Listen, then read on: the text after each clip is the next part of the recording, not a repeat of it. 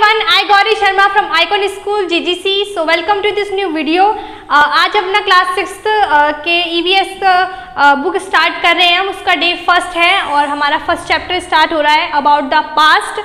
So guys ये अपनी book यहाँ पे चल रही है क्लास 6th की. As per the new syllabus आपको ये बुक बाजार से खरीदनी है एंड ये बुक हम पढ़ रहे हैं यहाँ पे. सो अब अपनी इस चैप्टर को स्टार्ट करते हैं with a new beginning. Okay, so lesson first about the past.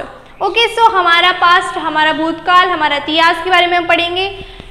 History में be defined as a systematic record of the past events. So history, इतिहास हमारा जाना गया है as per the systematic records, एक पूरी तरह से समुच्च सारणी ऑफ रिकॉर्ड्स, सभी चीज़ों का रिकॉर्ड्स के बारे में जो हमें पता चलता है, हमें जो मिलते हैं रिकॉर्ड्स, वो हमारी हिस्ट्री को बताते हैं कि हमारी हिस्ट्री में ये चीज़ें हुई हैं, ये इस समय हुआ है. सो हिस्ट्री हमें सब कुछ, हमारा इतिहास बता देती है कि हमने पहले क्या क्या किया है, क्या क्या हुआ है. ओके, नेक्स्ट है पीरियड ऑफ हिस्ट्री. तो पीरियड ऑफ हिस्ट्री मैं आपको थोड़ा सा बुक में से भी पढ़ाती चलती हूँ, क्योंकि बुक में से भी आपको नॉलेज मिलती जाएगी. ओके, सो इस history, the initially the study of history only cover the stories of powerful Kings. हम हिस्ट्री इसलिए पढ़ते हैं क्योंकि हम पावरफुल किंग्स, बैटल्स जो कि लड़े गए, बहुत बड़े बड़े battles, large Kings, large kingdoms जो कि बड़े बड़े राजाओं के द्वारा अपने कंट्रोल के अंदर थे, और ordinary peoples, trade, artisans, peasants and labours who made history. इन सभी चीज़ों के बारे में, जो कि व्यापार हुआ था, जो राजा रहे थे, जो बैटल्स हुए थे, जो बड़े बड़े किंगडम थे, जो बड़ी बड़ी चीज़ें हुई थी, जो पहले हुआ था, उस सब का जो रिकॉर्ड होता है वो हमारी हिस्ट्री में होता है, और उस हिस्ट्री को हम पढ़ते हैं इन सभी चीज़ों को जानने के लिए. ओके, नेक्स्ट है period of history divided into 2 parts. So जो पीरियड ऑफ हिस्ट्री है उसको 2 पार्ट्स में डिवाइड किया है. पहला पार्ट है अपना प्री हिस्ट्री और दूसरा है अपना हिस्ट्री. तो प्री हिस्ट्री उसे कहते हैं the period for which writing was not known is called pre history.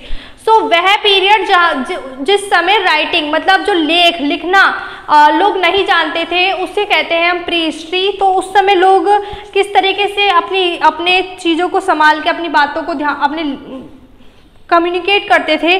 The period for which writing was not known is called pre history.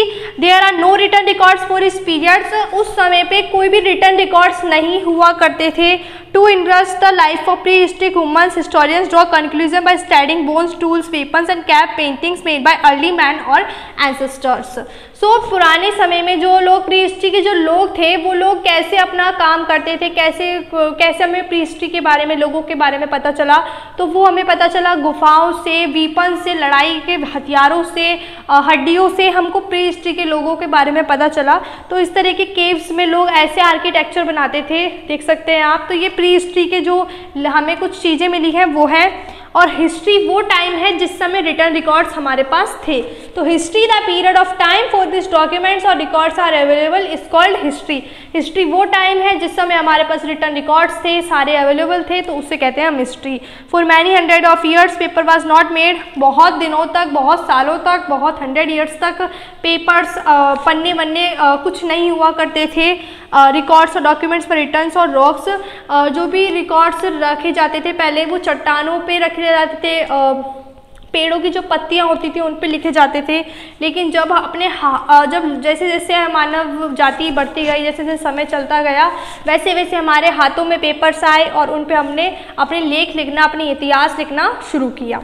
Okay, so history वो time है जिस समय अपने पास return records थे, और प्री हिस्ट्री वो time है जब हमारे पास रिटर्न रिकॉर्ड्स नहीं थे.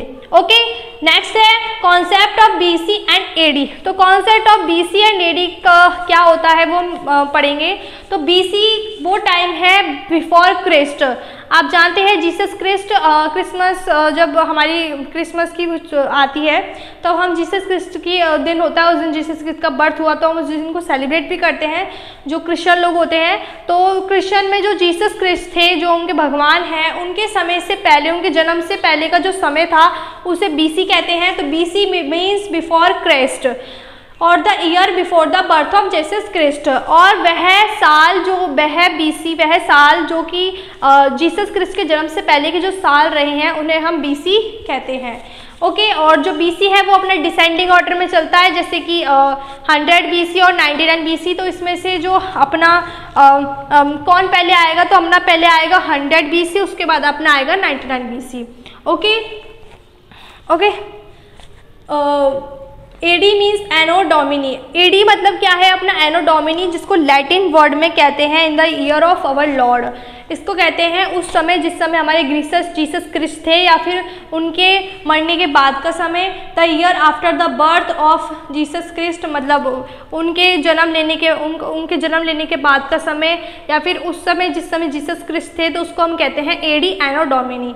और ये अपना असेंडिंग ऑर्डर में चलता है। इसमें पहले 99 BC आता है, उसके बाद अपना 100 BC 100 AD आता है, मतलब इसमें AD चलता है। ओके। नेक्स्ट है अपना एविडेंसेस ऑफ पास्ट। तो अब उनको पास्ट के जो एविडेंसेस है, पास्ट के जो लेख हैं, अभिलेख हैं, वो हमें कैसे मिले, कैसे वो हमें चीज़ें मिली, तो उन सब चीज़ों के बारे में बता रहे हैं कि आर्कियोलॉजिकल एविडेंसेस और अपने लिटरेरी एंड डॉक्यूमेंट्री एविडेंसेस। ये दो एविडेंसेस के द्वारा हमें आज अपना पूरा हिस्ट्री पता है कि हमारे साथ क्या क्या हुआ था, कौन कौन पहले रह चुके हैं अपने यहाँ पे।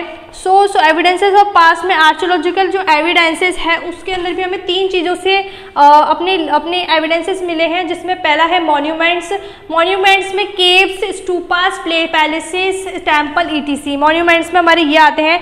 Monuments are ancient structures of caves, stupas, places and temples. They provide a glimpse of the era they built in the stupas of Sanchi, the caves at Ellora and Ajanta, and manifolds give us information about the religion and art of ancient India। Okay. So monuments हमारे कौन से, जो कि अपने सांची की जो स्टूपा है, जो अपनी एलोरा एंड अजंता की जो केव है, उनके द्वारा हमें पुराने अपने एविडेंसेस मिले हैं हिस्ट्री के। पहले जो हुआ है उनसे हमको अपनी पुरानी चीज़ें मिली हैं।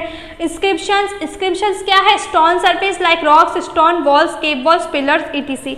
इंस्क्रिप्शन मतलब जो अपनी चट्टाने हैं उन पे जो लेख मिले हैं, उनसे हमको इंस्क्रिप्शन कहते हैं। स्टोन सरफेस पत्थर की जो सतह है, केव वॉल्स गुफाओं की जो वॉल्स हैं, गुफाओं की जो दीवारें हैं, उनसे पिलर्स पे जो लेख लिखे रहते हैं, उन सबसे हमको ये चीज़ें मिली हैं। Okay. The scripture give us the information about the names of famous kings, importance, their religions, extents of the empires, और भी हमें बहुत सारी चीज़ें मिलती हैं। द इलाहाबाद पिलर इंस्क्रिप्शन, जो इलाहाबाद का जो पिलर है, मतलब इलाहाबाद पिलर कोई होगा, उसमें हमें समुद्रगुप्त के बारे में लेख मिले गए हैं कि वो कैसे थे, क्या थे, कैसे राजा थे। तो ऐसे अपन को पिलर से इन सब इंस्क्रिप्शंस में ये चीज़ें आती हैं। Coins and other belongings, coins में अपने आ सकते हैं, अपने कॉइन्स और अदर बिलोंगिंग्स में आ सकते हैं pottery, metal wear, textile, jewellery. तो इनसे अपन को पता लगता है कि हाँ ये इतनी पुरानी है, वहाँ उस समय के लोगों ने ये काम किया, वो ये जानते थे। तो हमको इनसे इन सभी चीज़ों से अपना इतिहास पता लगता है। किससे? आर्कियोलॉजिकल ये एविडेंसेस। ये आर्कियोलॉजिकल अपने एविडेंसेस है 3, monuments, inscriptions and coins and other belongings. अब अपन आते हैं सेकंड पे, literary and documentary evidences. Okay. They are written by hand in the form of books called manuscripts. Literary and documentary नाम से ही पता चल रहा है कि डॉक्यूमेंट्री जिसमें आपका पास पूरा आपका डॉक्यूमेंट होगा, मतलब अपने हाथों से जो लेख लिखा हुआ है, मतलब लोगों ने जो लिखा है अपने हाथों से by the hands of the books, जिसको बुक्स के नाम पे क्या कहते हैं? मनुस्क्रिप्ट्स। क्या कहते हैं? मनुस्क्रिप्ट्स। अब इसमें 2 पार्ट है, रिलीजियस लिटरेचर और सेक्युलर लिटरेचर। रिलीजियस लिटरेचर में हमको पुराने जो मिले हैं लिटरेचर, बड़े बड़े ग्रंथ मिले हैं, जैसे कि Ramayana, Mahabharata, Bhagavad Gita, Puranas of Hindus, Pitakas of Buddhist and Angas of Jain. Okay. So ये सारे इतने बड़े बड़े जो ग्रंथ हैं, ये हमें इंसानों के द्वारा लिखे हुए मिले हैं, हमें मिले हैं। इनसे हमको इतिहास पता चला है, ये है, हुआ है, ये है, पहले सब चीज़ें हुई हैं। ये सब कुछ एविडेंसेस ऑफ अपने समान हैं जिनसे हमको चीज़ें मिली है, अपना इतिहास मिला है। नेक्स्ट है सेक्युलर लिटरेचर, जैसे कि कौटिल्य का अर्थशास्त्र, biographies, dramas, historical works. Secular literature जिसके अंदर कुछ भी ऐसे धार्मिक नहीं है, उसमें आपको ड्रामाज मिले हैं, कौटिल्य के अर्थशास्त्र मिले हैं, जैसे कि अभिजंजना शकुंतलम बाय कालिदास का जो नाटक था शकुंतला, अभिजाना शकुंतला, वो भी मिला है। Accounts of Fahien, Hindustan are some examples of secular literature. तो ये सब कुछ एग्जाम्पल अपने सेक्युलर लिटरेचर के हैं।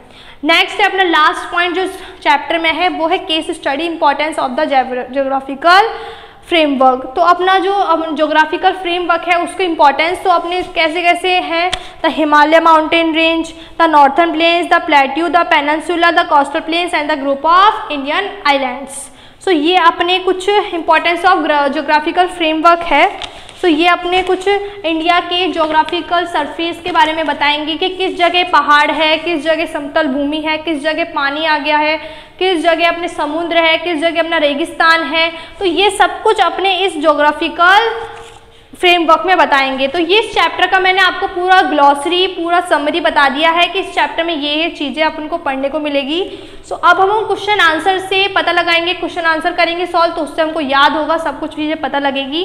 So that's all for today guys. इस चैप्टर को आप पढ़िए, अपनी बुक से लाइए, बुक खरीदिए, उसको पढ़िए, उस पर क्या क्या है। एंड मैं आपको कल की वीडियो में आपके क्वेश्चन आंसर स्टार्ट करूँगी। So meet you in the next video, till then bye.